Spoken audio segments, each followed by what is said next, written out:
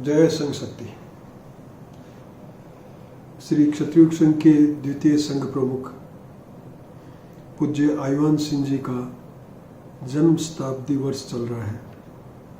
17 अक्टूबर 2019 से ये वर्ष प्रारंभ हुआ और 17 अक्टूबर 2020 तक ये वर्ष रहेगा, क्योंकि जन्म शताब्दी वर्ष में पूज्य आईवान सिंह जी का स्मरण लगातार बना रहे, ऐसा विचार आया और इसीलिए उस समय ये निर्णय लिया गया था कि इस वर्ष में हम जगह जगह कार्यक्रम करेंगे और उन कार्यक्रमों के माध्यम से पूज्य आईवान सिंह जी का परिचय देंगे और उनका जो साहित्य है उसका प्रचार प्रसार करेंगे। 17 अक्टूबर 2019 को ही जैसे हर वर्ष अपन उनकी जयंती मनाते हैं, उस जयंती के अवसर पर विभिन्न जगहों पर कार्यक्रम हुए। कहीं पर बड़े हुए, कहीं पर छोटे हुए और उसके बाद अनेक स्थानों पर अलग से जन्म शताब्दी के दिन नहीं, जन्म के दिन नहीं बल्कि अलग जब कभी भी सुविधाजनक हो इस प्रकार के कार्यक्रम भी हुए। लेकिन मुख्य रूप से बड़े बड़े कार्यक्रम जो और करने थे, उसका विचार था कि उच्च प्रशिक्षण शिविर जो गर्मी में मई महीने में लगता है, उस माह में लोगों को तय करके कि भाई आपके यहाँ कब होगा, आपके यहाँ कब होगा, अलग अलग क्षेत्र में तय करेंगे, तो तय करके फिर बड़े स्तर पर मनाएंगे। लेकिन उस शिविर के पहले ही ये महामारी आ गई, लॉकडाउन हो गया और ये सब एक्टिविटीज़ बंद हो गई। फिर भी क्योंकि इस वर्चुअल माध्यम से कुछ कार्यक्रम शुरू करके देखे और उसमें लोगों की धीरे धीरे रुचि बढ़ी, तब ये निर्णय लिया गया कि पूज्य आईवान सिंह जी की पुस्तक मेरी साधना, जिसका हम जगह जगह प्रचार करने की बात कर रहे थे, हम हमारे शाखा में शिविरों में तो उसके ऊपर चर्चा करते हैं, लेकिन अगर इस वर्चुअल कार्यक्रम के माध्यम से प्रचार किया जाए तो पूज्य आईवान सिंह जी की इस जयंती वर्ष में, इस जयंती के शताब्दी वर्ष में, जन्म शताब्दी वर्ष में लोगों को उस बारे में जानकारी भी होगी और उनका पुण्य स्मरण बराबर बना रहेगा। तो वो कार्यक्रम भी प्रारंभ किए गए और जो 111 अवतरण है मेरी साधना के, उस पर इसी वर्चुअल कार्यक्रम के माध्यम से विवेचना की गई। उससे हम क्या सीखते हैं, क्या कहा गया है, हमारे लिए क्या है उसमें। वैसे पूरी मेरी साधना पुस्तक ही संघ के स्वयं सेवकों के लिए ही है कि किस प्रकार से हमको इस साधना मार्ग में आगे से आगे बढ़ना है। तो पूज्य आईवान सिंह जी का जन्म आसो सुदी पंचमी सम्मत 1977 को, तदनुसार 17 अक्टूबर 1920 को ग्राम हुडील में हुआ। हुडील ग्राम नामा तहसील में है और एक साधारण राजपूत परिवार के घर पर, ठाकुर पैप सिंह जी के घर, पुत्र रूप में उनका जन्म हुआ। बचपन से ही वो बड़े तीक्ष्ण बुद्धि वाले थे और इसलिए पढ़ने में रुचि थी। चौपासनी स्कूल में पढ़ रहे थे। उस समय की जैसी परंपराएं थी, बहुत छोटी उम्र में ही उनकी शादी हो गई और चौपासनी स्कूल में एक ऐसा नियम बना रखा था कि जो छात्र शादीशुदा है उसको वो नहीं रखते थे, इसलिए उनको वहाँ से पढ़ाई छोड़नी पड़ी। लेकिन जैसी तीक्ष्ण बुद्धि थी, उसका उपयोग करके स्वयं पाठी बनकर उन्होंने MA LLB की और सभी परीक्षाओं में वो हमेशा प्रथम श्रेणी से उत्तीर्ण होते थे। ऐसी तीक्ष्ण बुद्धि थी उनकी। और क्योंकि स्कूल में तो पढ़ नहीं रहे, स्वयं पाठी हैं, तो नौकरी भी की। नौकरी शुरू में अध्यापक के रूप में की, ड्रिल मास्टर के रूप में की और उस नौकरी में आगे बढ़ते बढ़ते कई जगह पे उनका ट्रांसफर भी हुआ। इसी बीच आज का जो विषय है हमारा वो है श्री आईवान सिंह जी और क्षत्रिय योग संघ। जो क्षत्रिय योग संघ का संघ प्रमुख रह गया, उसके बारे में संघ क्या बोले, उसके बारे में संघ के उनके क्या संबंध बनाए। जब तक संघ के अनुकूल जैसा व्यक्ति होना चाहिए वैसा व्यक्ति नहीं होगा तब तो कोई पदाधिकारी बन ही नहीं सकता, और वो तो सर्वोच्च पद पर संघ प्रमुख पर पहुंचे। इसका मतलब संघ के बारे में, उनके बारे में कुछ बताना बड़ी अजीब सी बात है। क्या बताए, वो तो संघ में ही थे, क्या बताया जाए। लेकिन संघ में कौन आ सकता है, कौन टिक सकता है। व्यक्ति विभिन्न कारणों से संघ में आते हैं, संघ में उनको अलग अलग रुचि मिलती है, उस रुचि के अनुसार वो अपनी उस यात्रा को आगे बढ़ाते हैं। लेकिन मूल रूप में अगर किसी का सामाजिक भाव नहीं हो तो व्यक्ति संघ में टिक नहीं सकता। आएगा चला जाएगा, उसको और कोई जो रुचि है उस रुचि को पूरा करेगा, या उस रुचि में भी फिर रुचि नहीं रहेगी और वो चला जाएगा। सामाजिक भाव का होना बहुत ही जरूरी है। आईवान सिंह जी में सामाजिक भाव कैसा था, इसका एक उदाहरण देखिए अपन। जिस समय तन सिंह जी चौपासनी में पढ़ रहे थे, 10वीं कक्षा में शायद थे, सन 1942 में, माहौल ऐसा था, भारत देश में आज़ादी के लिए जगह जगह आंदोलन चल रहे थे। उन आंदोलनों की भूमिका राजस्थान में, जहाँ देसी राज्य थे, वहाँ लगभग नगण्य सी थी। लेकिन फिर भी जगह जगह कुछ इस तरह की बातें होती रहती थी, छोटा मोटा आंदोलन भी होता था और छोटे मोटे अखबार के माध्यम से भी इस तरह का प्रचार होता था। तो जोधपुर से एक अखबार निकला करता था, प्रजा सेवक। उस प्रजा सेवक में अधिकतर राजाओं के खिलाफ, जागीरदारों के खिलाफ और इन जनरल राजपूतों के खिलाफ कुछ न कुछ आता रहता था, और उनको सामंत, शोषण करता और पता नहीं क्या क्या इस तरह की बातें कोई न कोई डालता रहता था। उस प्रजा सेवक में तन सिंह जी ने एक लेख लिखा, राजपूतों से द्वेष क्यों। जबकि वो 1942 की बात है, तो ये मैट्रिक में थे वो समय तन सिंह जी। उस लेख को अनेक लोगों ने पढ़ा होगा, राजपूतों ने भी खूब पढ़ा होगा, लेकिन प्रतिक्रिया की सिर्फ एक व्यक्ति ने, वो थे आईवान सिंह जी। उनका मैं पत्र आपको पढ़ के सुनाता हूं। उस समय वो डीवीएम स्कूल मेड़ता सिटी में अध्यापक लगे हुए थे, ड्रिल मास्टर लगे हुए थे, और 5/2/42 को, यानी फरवरी 42 में वो पढ़ के और उन्होंने जो पत्र लिखा उसका नमूना देखिए। प्रिय तन सिंह जी, मैंने आपका राजपूतों से द्वेष क्यों शीर्षक से लिखा हुआ एक लेख प्रजा सेवक में पढ़ा। आपके साथ के साथ संपादक महोदय की उपरोक्त लेख पर लिखी हुई टिप्पणी भी पढ़ी। क्योंकि राजपूतों से द्वेष क्यों ये लिखा गया, तो उसमें कारण दिए गए कि भाई इस तरह से गलत प्रचार हो रहा है, क्यों हो रहा है राजपूतों के खिलाफ, आखिर क्या बिगाड़ा है राजपूतों ने तुम्हारा।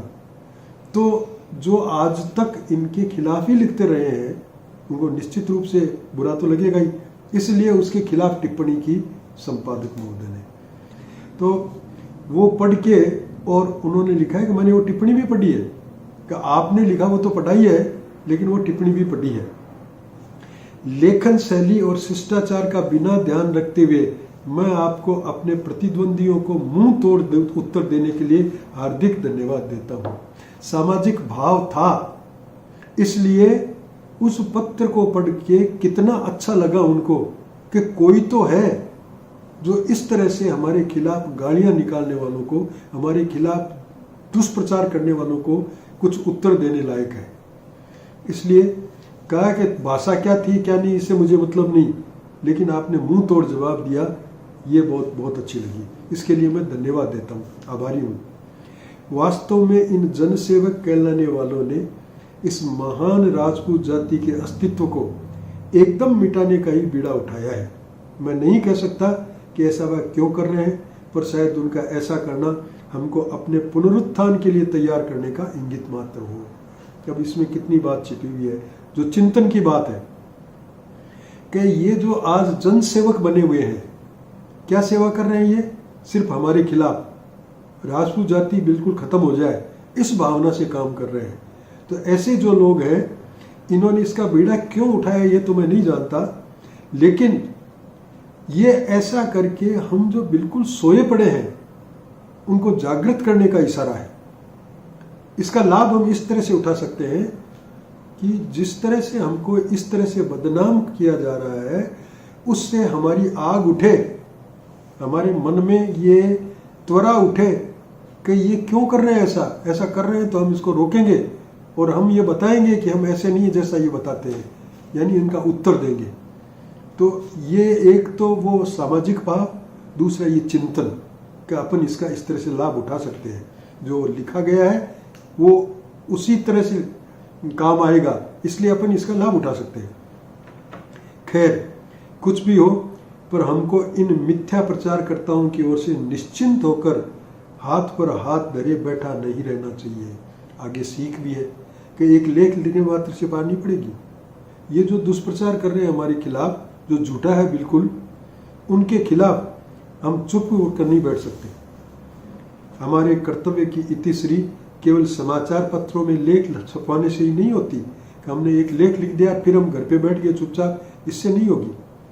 ये तो इस विस्तृत कर्तव्य क्षेत्र में उन्नति बीज बोने के लिए किया गया प्रथम उद्योग मात्र है। ये जो आपने काम किया ये लेख लिखने का, ये करके हमको शांति से बैठना नहीं है, ये तो आपने बीज बोया है। जब बीज बोएंगे तो अंकुर पैदा होगा, पौधा बड़ा होगा, उस पर पुष्प होगा, उस पर फल लगेंगे। तो इस तरह से लोगों को जगाने का जो आपने बीज बोया है, ये ऐसा काम है। केवल हमको अब चुपचाप बैठे नहीं रहना है। मेरे ख्याल में अपनी स्कूल में आपका अच्छा व्यक्तित्व होगा, क्योंकि उनको पता था कि चौपासनी स्कूल में पढ़ रहे हैं, तो कि जब ऐसा लेख लिख रहा है चौपासनी में, वो भी रहे हैं, लेकिन वो जब रहे चौपासनी विद्यार्थी थे, उस समय इस तरह के भाव प्रकट करने वाले शायद विद्यार्थी उनको वहाँ नजर नहीं आए। इसलिए अब वो कह रहे हैं स्कूल में आपका अच्छा व्यक्तित्व होगा, मतलब वहाँ आप जरूर उभरे हुए होंगे और शायद आप एक छात्र नायक भी होंगे, कि जरूर उनके कोई लीडर बने हुए होंगे। आज आपको सैकड़ों विस्मृति के पर्दे के नीचे दबे हुए सिंह सपूतों के संपर्क में रहने का सुअवसर प्राप्त है। कि सिंह के सपूत हैं, शेर हैं, लेकिन भेड़ों के साथ पल रहे हैं, इसलिए उनको पता नहीं है कि हम शेर हैं। ऐसे लोगों के साथ आप रह रहे हो और फिर अगर ऐसे लेख लिखते हो तो आपको कितना अच्छा अवसर मिला है कि आप इसका लाभ उठा सकते हैं। आप उनको जो सोए हुए हैं, जो विस्मृति में आ गए हैं, उनकी विस्मृति को दूर करके वापस उनको शेर बना सकते हैं। वे विस्मृति के पर्दे के नीचे इसलिए दबे हुए हैं कि उनको अपने सिंह होने का अभी बोध नहीं है। क्यों विस्मृति में डूबे हुए हैं? हम भी कुछ कर सकते हैं, इस बात का बोध उनको नहीं है, इसलिए वो विस्मृति के पर्दे में बैठे हैं। तो कहने का सीधा सा अर्थ यह है कि अगर उनको ऐसे लेख लिख कर उनको जागृत किया जाए और इस प्रकार से निरंतर कार्य करते रहा जाए तो उसका लाभ मिलेगा। केवल एकमात्र लेख लिख कर चुपचाप बैठने से इसका लाभ नहीं मिलेगा। हे होनहार युवक, उनको लगा कि कुछ है इसमें, होनहार बिनमान के चिकने होते हैं बाप। इन विस्मृति निद्रा में सोए हुए नर शार्दूलों को वास्तविकता बोध कराते हुए इनमें ऐसे भाव भर दो जिनसे इनमें अपने प्रतिद्वंदियों, अपने उत्कर्ष को देखकर जलने वालों, मिथ्या प्रचार करने वालों और हमारी लापरवाही का अनुचित लाभ उठाने वालों को कुचलने की सामर्थ्य आ जाए। ये जो नींद में सो रहे हैं, है तो नर शार्दूल, शार्दूल का मतलब सिंह, जो सिंह हैं लेकिन विस्मृति की नींद में सोए हुए हैं, भूल गए कि हम कौन हैं, भूल गए कि हमारे पूर्वज क्या थे, भूल गए कि उन्हीं का रक्त हमारी नसों में बह रहा है।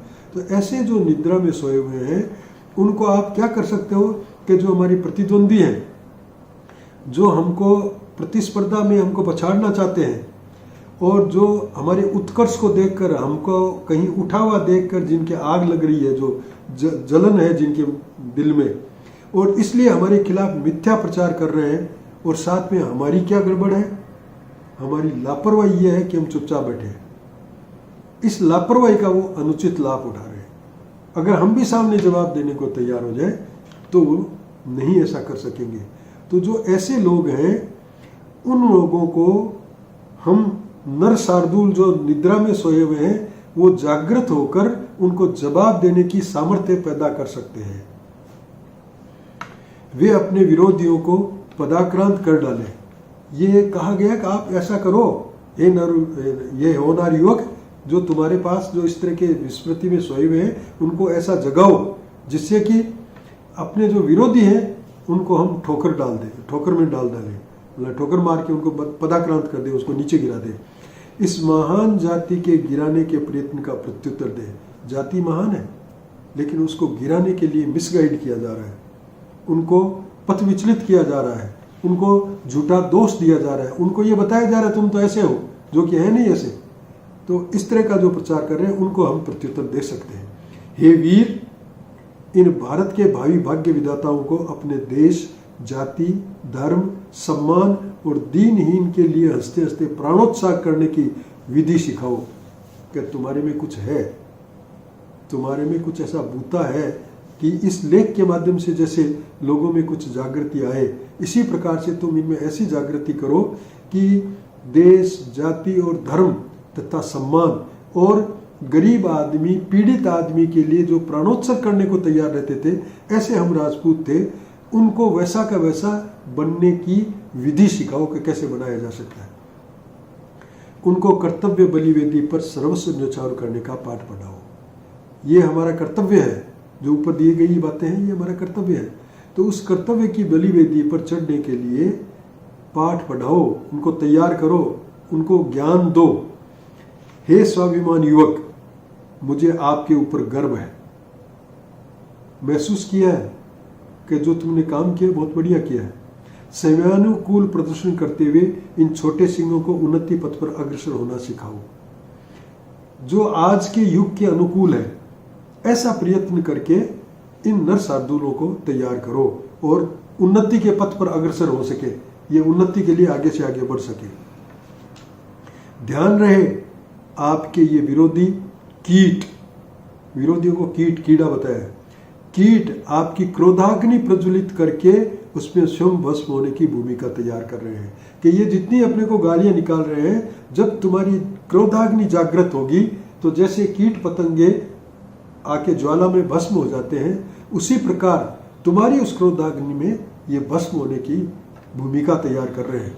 तो मतलब यह है कि जो हमको गाली दे रहे हैं, हमारा अपमान कर रहे हैं, हमारे खिलाफ दुष्प्रचार कर रहे हैं, उसका लाभ उठाकर हम अपने लोगों को जगा सकते हैं। ईश्वर से प्रार्थना करो जिससे अपने उद्देश्य की पूर्ति होने में सहायता मिले। मैं भी आप लोगों में अदम्य साहस और अद्भुत सामर्थ्य देने के लिए उस सर्वशक्ति से युगल करबद्ध प्रार्थना करता हूँ।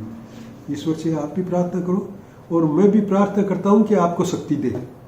हो सकता है उस समय कुछ मजबूरी रही होगी, पारिवारिक मजबूरी भी रही होगी, या ऐसा भी कह सकते हैं क्योंकि नौकरी में थे और कोई साधन ऐसा था नहीं, पढ़ना भी था, साथ में उस विद्याध्ययन को भी आगे बढ़ाना था, इसलिए यहाँ ऐसा शब्द नहीं कहा गया है कि मैं भी तुम्हारे साथ हूँ।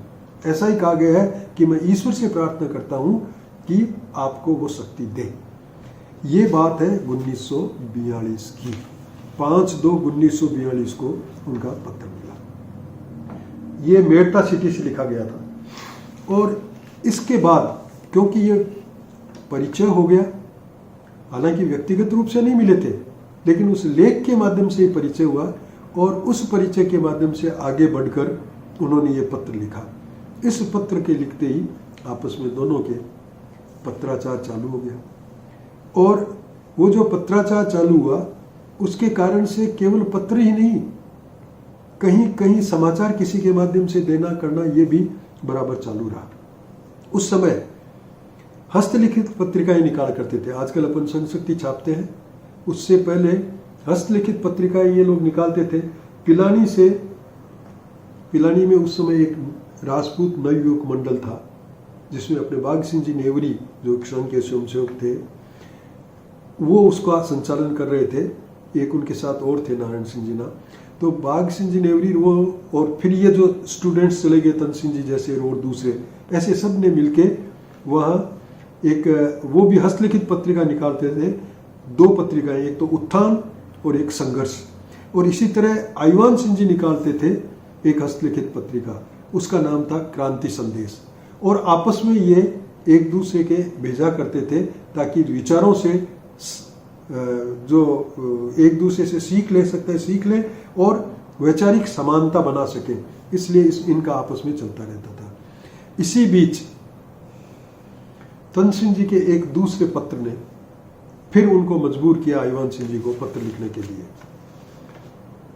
और वो जो दूसरा पत्र था पिलानी से लिखा तन सिंह जी ने, उसमें उन्होंने ये विचार प्रकट किए कि हमको कोई संगठन खड़ा करना चाहिए और संगठन खड़ा करके और समाज में सामूहिक रूप से कोई कार्य करना चाहिए। ये बात है 1944 की। ध्यान रहे उस समय क्षत्रिय संघ की स्थापना नहीं हुई थी। क्षत्रिय संघ की स्थापना हुई है नवंबर में और ये बात है अक्टूबर की। अक्टूबर में क्योंकि ऐसे विचार थे, उन विचारों के माध्यम से उन्होंने कोई आईवान सिंह जी को पत्र लिखा। उस पत्र का उत्तर काफी लंबा चौड़ा है। वो पत्र तो अंग्रेजी में लिखा है और उस पत्र में ज्यादातर बातें तो इनके उस पत्र का जवाब जो तन सिंह जी ने बताया कि ऐसा अपन करना चाहते हैं, उसका जवाब, और उसके अलावा क्योंकि उस समय वो बाड़मेर पोस्टिंग हो गई थी उनकी, वो बाड़मेर में ड्रिल मास्टर थे और जो बाड़मेर की राजपूत हॉस्टल है उसके असिस्टेंट वो थे सुपरिंटेंडेंट। तो उस समय जो बाड़मेर की समस्याएं थी वो भी उस पर उन्होंने लिखी है। उस हॉस्टल की जो समस्याएं थी वो भी लिखी है। बाड़मेर की जो भौगोलिक स्थिति है वो भी लिखी है। लंबा चौड़ा पत्र है, लेकिन जो तन सिंह जी के पत्र के जवाब में और जो उससे संबंधित बात लिखी है वो मैंने थोड़ा सा उस पत्र में से लिया है। 23/10/44 को ये वापस पत्र लिखा उन्होंने। What you have planned for the welfare of our community is appreciable। कि आपने जो हमारे समाज के कल्याण के लिए जो प्लानिंग की है, जो योजना बनाई है, मैं इसको अप्रिशिएट करता हूँ, मैं इसकी प्रशंसा करता हूँ। I appreciate your views. मैं तुम्हारे विचार, जो आपके विचार हैं, उनकी भी मैं प्रशंसा करता हूँ। Any nation may be proud of such a devoted and spirited hero like you। कोई भी राष्ट्र इस प्रकार की भावना के साथ इतना समर्पित और इतना स्पिरिट के साथ काम करने वाला, इतना तत्परता और उत्साह के साथ काम करने वाला कोई भी युवक होगा, उस पर कोई भी राष्ट्र गर्व महसूस करेगा। ये तन सिंह जी के लिए लिखा है। बट आई एम अफ्रेड, लेकिन साथ में सावधान भी किया है। जो प्लानिंग आपने की है उसके बारे में, I am afraid that our organization may not be proved as bubble। जिस संगठन की हम कल्पना कर रहे हैं वो ऑर्गेनाइजेशन कहीं वो बबल फूला फूट गया, ऐसा नहीं हो जाए। ये क्यों कहा? क्योंकि उस समय समाज में अनेक ऐसे प्रयास हुए कि संस्थाएं बनी और खत्म हो गई, संस्थाएं बनी और खत्म हो गई। इसलिए साथ में ये सावधानी भी की है कि मुझे थोड़ा भय है कि कहीं ऐसा नहीं हो जाए। अंत में लिखा है, पत्र पूरा लिख के फिर आखिर में, what you have written is quite acceptable. जो कुछ आपने लिखा है वो पूरा ऐसा का ऐसा हमको मंजूर है।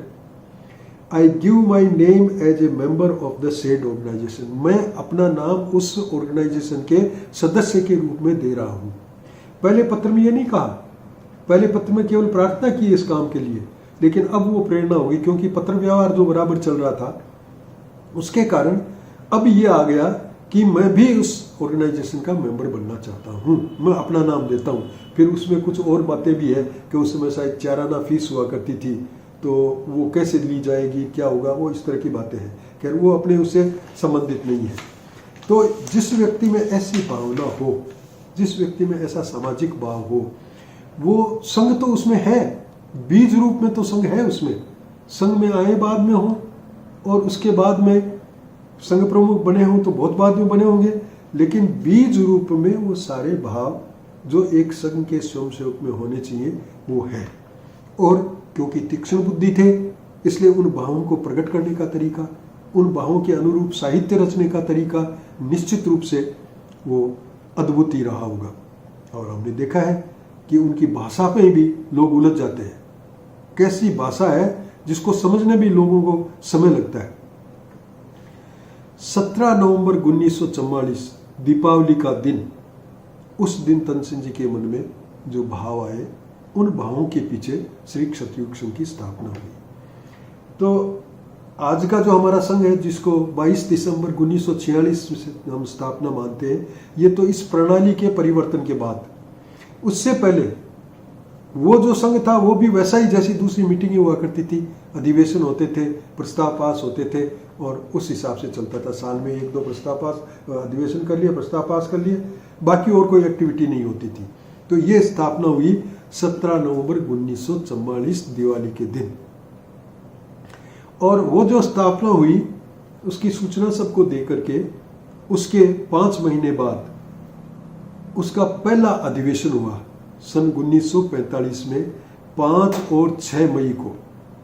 वो हुआ जोधपुर में। और पहला अधिवेशन जोधपुर में हुआ।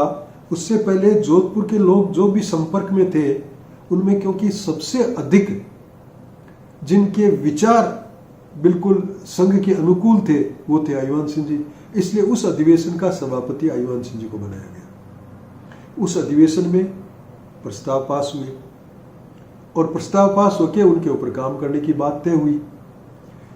लेकिन क्योंकि जो काम करने वाले थे वो भी सब स्टूडेंट थे, या कुछ 1-2 स्टूडेंट नहीं थे तो वो भी कहीं कहीं नौकरी करने वाले या ऐसे थे, इसलिए जो प्रस्ताव पास हुए उन पर भी कोई विशेष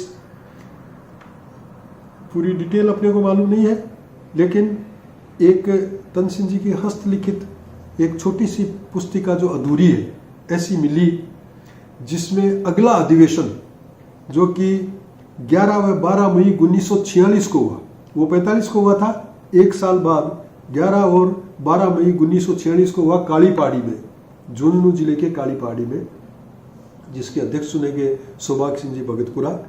उसमें तनसेन जी ने अपनी रिपोर्ट पेश की है कि इस संघ के स्थापना करने वाले के माध्यम से और उसका सारा संचालन करने के माध्यम से मेरी ये ड्यूटी बनती है कि मैं अब तक की रिपोर्ट पेश करूं।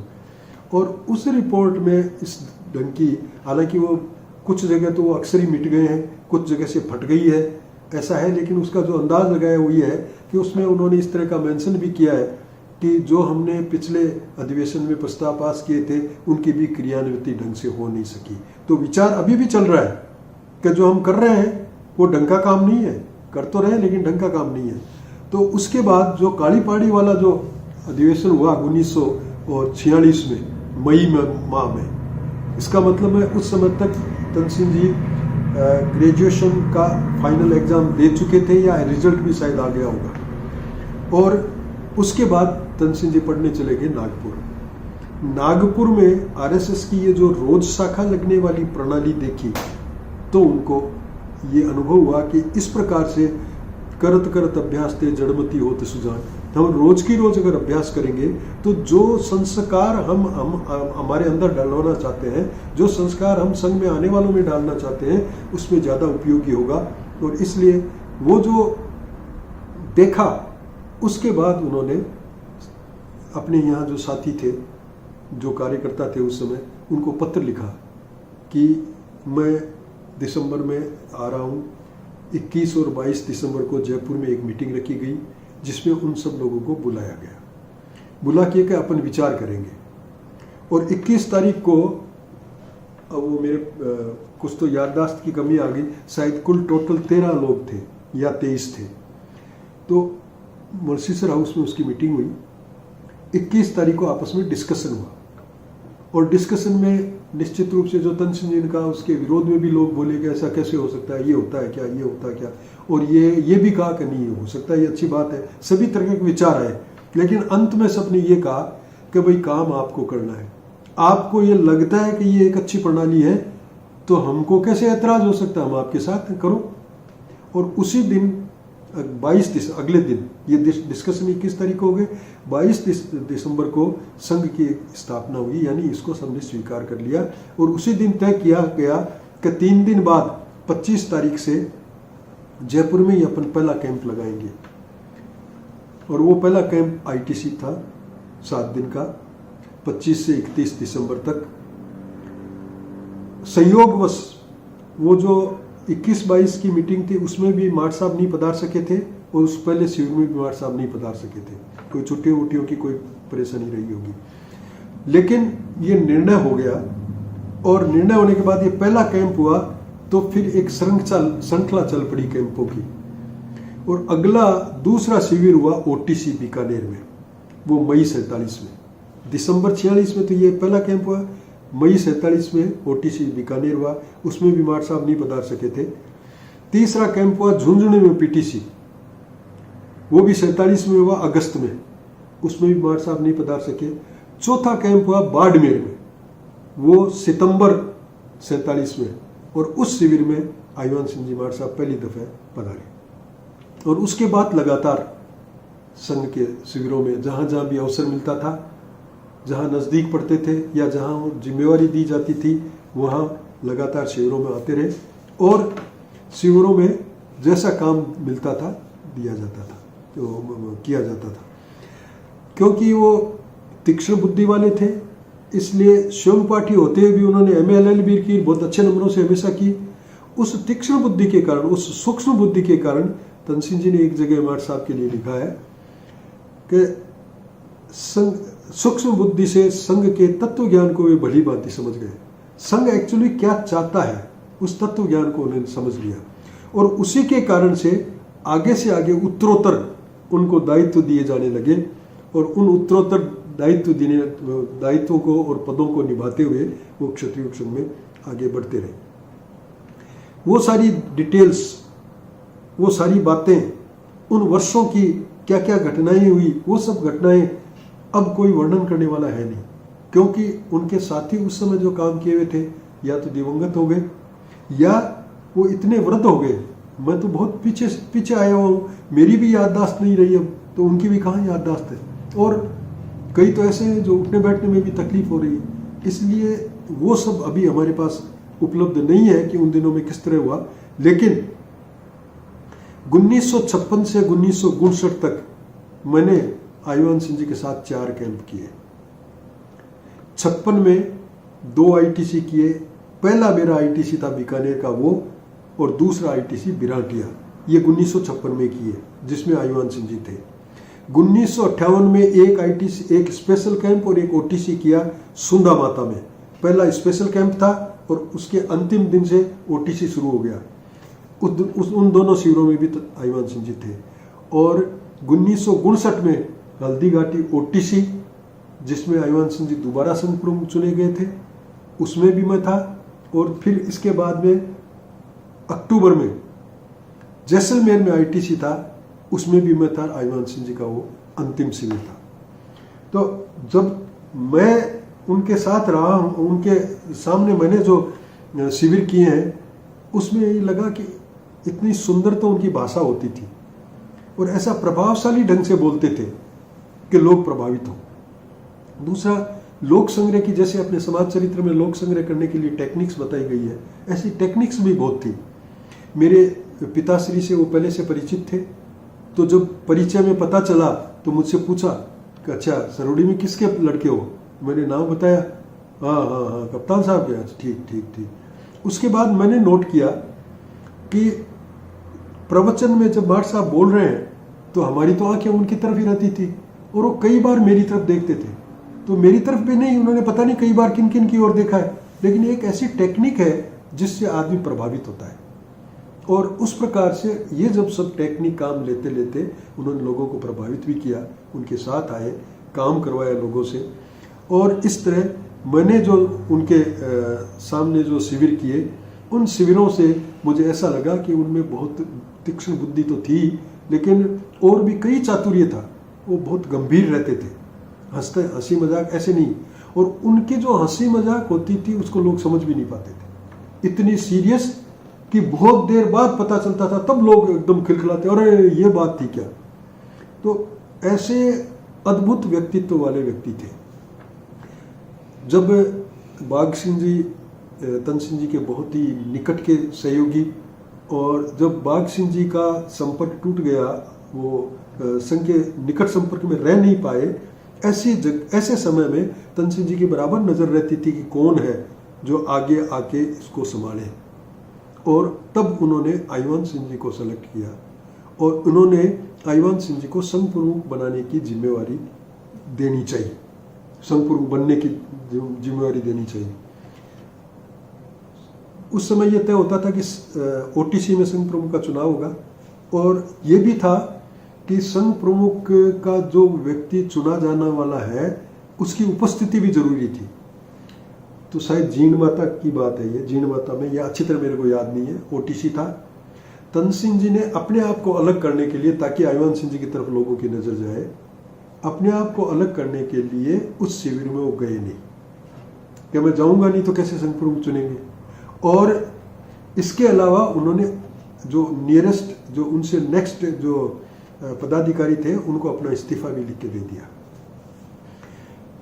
आईवान सिंह जी को किसी तरह ये संदेह हो गया कि तन सिंह जी मेरे को जिम्मेवारी देना चाहते हैं, तो आईवान सिंह जी भी शिविर में नहीं गए। अब हालांकि हम तो उस समय नहीं थे, हमने तो सुनी सुनाई बातें हैं, लेकिन चुन लिया गया उनको, क्योंकि जो शिविर में जिनको जिम्मेवारी दी गई थी उनको कहा गया था कि आईवान सिंह जी को संघ प्रमुख बनाना है। आईवान सिंह जी को संघ प्रमुख चुन लिया गया। तो उन्होंने कहा कि जब तन सिंह जी के ऊपर ये लागू होता है कि शिविर में नहीं थे इसलिए नहीं, तो मैं भी नहीं था इसलिए मैं कैसे चुना जा सकता हूँ। लेकिन फिर लोगों ने समझाया कि साहब देखो, जिम्मेवारी दी गई है, जिम्मेवारी से हम इनकार नहीं कर सकते।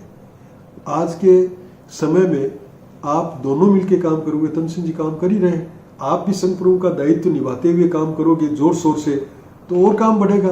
काफी लोगों ने विचार विमर्श किया, बराबर के लोग थे, उन्होंने आके कहा, तब जाके उन्होंने स्वीकार किया। तो 1954 में पहली बार आईवान सिंह जी संघ प्रमुख बने। 5 साल बाद दोबारा चुनाव हुआ 1959 में, और 1959 में जब चुनाव हुआ हल्दी घाटी ओटीसी में, उस शिविर में मैं भी था, और वो सब प्रक्रिया हमने देखी थी कि उस समय मतदाता 20 थे कुल। वो कैसे मतदाता बनते थे हमको पता नहीं था कुछ भी, लेकिन हमको बताया गया कि ये मतदाता है, ये 20 लोग चुनाव करेंगे। आज पूरा शिविर बैठा था, और वो 20 लोग भी वहाँ सबके साथ ही बैठे थे। उस हल्दी घाटी ओटीसी में कुछ विशिष्ट लोग आए हुए थे, कुछ राव उमराव, कुछ और दूसरे जो विद्वान लोग थे, ऐसे लोग। तो उसमें प्रोफेसर, नाम भूल गया, रात दिन नाम याद रहता है, मेयो कॉलेज के professor Madan Singh ji, professor Madan Singh ji Mayo college के थे, वो भी आए हुए थे। तो उनको बनाया गया इलेक्शन ऑफिसर, और चुनाव हुआ। चुनाव के पहले जब वोट डालने वाले थे, उसके पहले तन सिंह जी ने थोड़ा स्पीच दिया छोटा सा, कि देखो क्षत्रिय रक्षण का काम बहुत जिम्मेवारी का है, जिम्मेवारी कौन निभा सकता है, और आज का युग जैसा है, उस युग में कैसे व्यक्ति की आवश्यकता है, इस बात को देखते हुए तुमको सोच समझ के वोट देना है। वोट डाले गए, और 10 वोट आईवान सिंह जी को आए, 10 वोट तन सिंह जी को आए। तन सिंह जी इतने गुस्सा हुए कि झाड़ा उनको, तो कितनी बार समझाया, समझ नहीं सकते हो तुम, दिखता नहीं है तुमको कैसा जमाना है, किस प्रकार से काम होना चाहिए, क्या क्या करना पड़ेगा समाज में, सोचते समझते नहीं हो, कैसे व्यक्ति को हमको चुन के आगे भेजना है। तो प्रोफेसर मदन सिंह जी ने टोका, कहा प्रचार तो नहीं कर रहे। तो वो गुस्से में तो थे ही उस समय, वो तेजी से बोले, नहीं मैं प्रचार नहीं कर रहा हूं, मैं इनको समयानुकूल शिक्षा दे रहा हूं ताकि ये उचित निर्णय ले सके। तन सिंह जी ने जब इतना सब किया, तब 1 वोट परिवर्तित हुआ, और आईवान सिंह जी के 11 रहे और तन सिंह जी के 9। तो आईवान सिंह जी दोबारा संघ प्रमुख चुने गए। ये मई 59 की बात है। मई 59 के बाद में कुछ घटनाएं घटी ऐसी, और कुछ जो जिस समय प्रक्रिया चल रही थी उस प्रक्रिया के माध्यम से तन सिंह जी को ऐसा लगा कि क्षत्रिय संघ जो मेरी कल्पना का था उससे थोड़ा डाइवर्ट हो रहा है। तो उन्होंने क्या करूं मैं, तो उन्होंने एक पत्र लिखा आईवान सिंह जी के नाम, और उस पत्र के साथ अपना इस्तीफा दिया। उस पत्र में लिखा कि ये कारण है, अब मैं सोचता हूं मैं अंदर रह के इसको डाइवर्ट करने की कोशिश करूं तो हो सकता है आप जिस तरह करना चाहिए और मैं करना चाहूं उसमें आपस में टकराव हो जाए, तो मैं इस काम को नुकसान क्यों पहुंचाऊं। मेरे को अगर ये बात नहीं जच रही है तो मेरे को जैसा जचे वैसा मैं अलग रह के भी कर सकता हूं। इसलिए मैंने निर्णय लिया है कि मैं जो संचालन प्रमुख का मेरे को दायित्व दिया गया है उसे मैं इस्तीफा देता हूं और मैं अलग काम कर लूँगा। और ये इस्तीफे की तारीख उन्होंने रखी अक्टूबर की, 15 अक्टूबर। क्यों रखी? क्योंकि उस समय जैसलमेर में आईटीसी तय था और उस आईटीसी में एक निर्णय लेना था, और निर्णय यह था कि संघ प्रमुख का चुनाव हो, उसकी एक प्रक्रिया और उसमें क्या क्या विधान होना चाहिए, कैसे लोग आए, कौन वोट दे सकते हैं, ये सब निर्णय करना था, जो आईवान सिंह जी और तन सिंह जी इन दोनों ने मिलकर किया था। इसलिए अगर तब तक मैं नहीं रहूंगा तो ठीक नहीं रहेगा। और ये बात है, वो तो अक्टूबर की बात थी, ये सितंबर, अगस्त या सितंबर की बात के पत्र उन्होंने लिखा, इस्तीफा दिया। और उस समय सेतरावा में एक शिविर चल रहा था, उस शिविर में तन सिंह जी गए और तन सिंह जी ने अपने एक साथी को वो पत्र दे दिया कि शिविर समापन के बाद में ये मार साहब को देना है, क्योंकि वो नहीं चाहते थे कि शिविर के ड्यूरेशन में ये बात आए फिर उनके मन में कैसी भावना आए, शिविर में कोई डिस्टर्बेंस हो, इसलिए कि शिविर समाप्ति पर ये दे देना। शिविर समाप्ति पर वो पत्र दे दिया गया। वो पत्र दिया गया तो उसके तुरंत बाद मार साहब को जाना था गुजरात में एक शिविर लेने के लिए, रहुआ नाम की जगह है, वहां शिविर लेना था उनको, वो कच्छ भुज में है। तो जब मार साहब वहां गए, पत्र तो पढ़ लिया उन्होंने, लेकिन वहां गए, शिविर ले लिया, उसके बाद में मार साहब ने वहां से भुज से एक पत्र लिखा।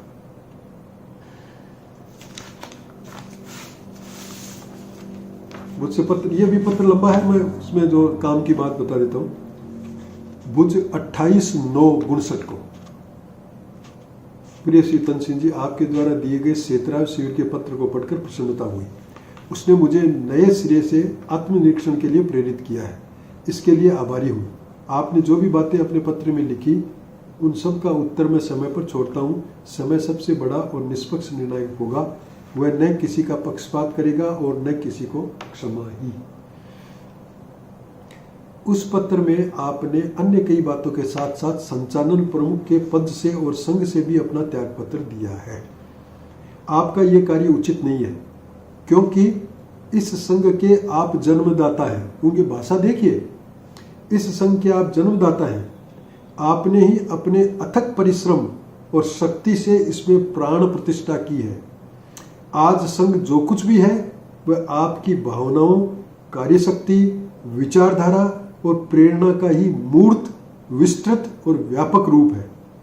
मैं तो क्या, आज मेरी दृष्टि में कोई भी व्यक्ति ऐसा नहीं है जो आपके अभाव में संघ को संचालन करने की कल्पना भी कर सकता हो। यदि कोई व्यक्ति ऐसा सोचता है तो वह उसका क्षुद्र अहंकार मात्र ही है। यही कारण है कि मैं आपके त्याग पत्र को स्वीकार करने की दिशा में सोच भी नहीं सकता और आपसे यह विचार त्यागने का आग्रह करता हूं। पत्र तो और लंबा है, लास्ट में